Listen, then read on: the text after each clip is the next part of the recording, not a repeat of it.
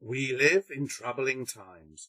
While society is collapsing around us, mainly due to panic and overreaction by government shutting things down, in my opinion, scientists tell us that a cure for Kung Flu is months, if not years away.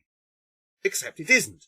A cure for Kung Flu already exists, produced by the most advanced pharmaceutical laboratory we have, the human body itself. It flows through the veins of everyone in the world who has contracted the virus and recovered, for their blood is chock full of antibodies. As you can imagine, the news is nothing but coronavirus at the moment, but while watching, I found my mind wandering back to a documentary I once saw about British prisoners in a Japanese POW camp during the Second World War. Diphtheria was ravaging the prisoners, and they had no medicine to fight it. What they did have was basic medical supplies provided by the Red Cross, including test tubes and hypodermic needles. Fortunately, diphtheria doesn't kill everyone it attacks, and some prisoners recovered naturally. It was a simple matter to take blood samples from them, spinning them using a rudimentary centrifuge that they made from an old bicycle wheel, and injecting the plasma from the samples into prisoners who still had the disease. This sudden influx of antibodies gave those prisoners a much better chance of survival. Here's how the science works, in my understanding. A blood sample contains the desired antibodies, but also contains red blood cells. You can't just inject blood from one person into another without risking incompatibility problems.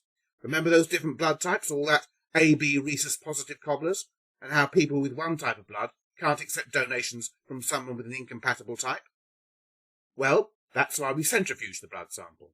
A centrifuge spins liquids in test tubes very fast, causing the heavier red blood cells to concentrate at the bottom of the test tube, leaving the watery plasma at the top.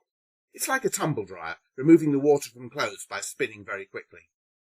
It's the plasma that we want. It contains all the antibodies, but shouldn't cause any blood compatibility problems. Injecting this into the patient provides much-needed auxiliary troops in the fight against the virus. It's even easier if the person you're taking the sample from has O-negative blood. Such people are called universal donors, as they can donate blood to anyone without causing an adverse reaction. You wouldn't even need to centrifuge the stuff. Now, this is a good time to give a disclaimer. I am a doctor, but not a medical one. As a result, I am in no position to suggest that you take matters into your own hands and start injecting each other or yourselves. Don't do it.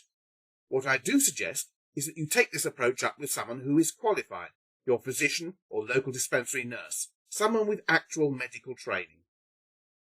This is a suggestion I make with some caution, because during every program I've seen about coronavirus, no doctor has ever mentioned the possibility of plasma transfusion being a possible cure. Why is this? Is there some obvious mistake that I'm missing here? Or is it just because the experts don't want untrained fools messing around, injecting themselves and others with needles? Still, you know what they say about experts. Wasn't it Oscar Wilde who defined an expert as someone who can give you 6 good reasons why it won't work? I'm sure that someone with appropriate medical training will comment below what an idiot I am to even suggest this. But before you roast me in the comments, I will say this. Remember, this idea has worked at least once in the past, in the most primitive circumstances, using nothing more than a hypodermic needle, a test tube, and a bicycle wheel.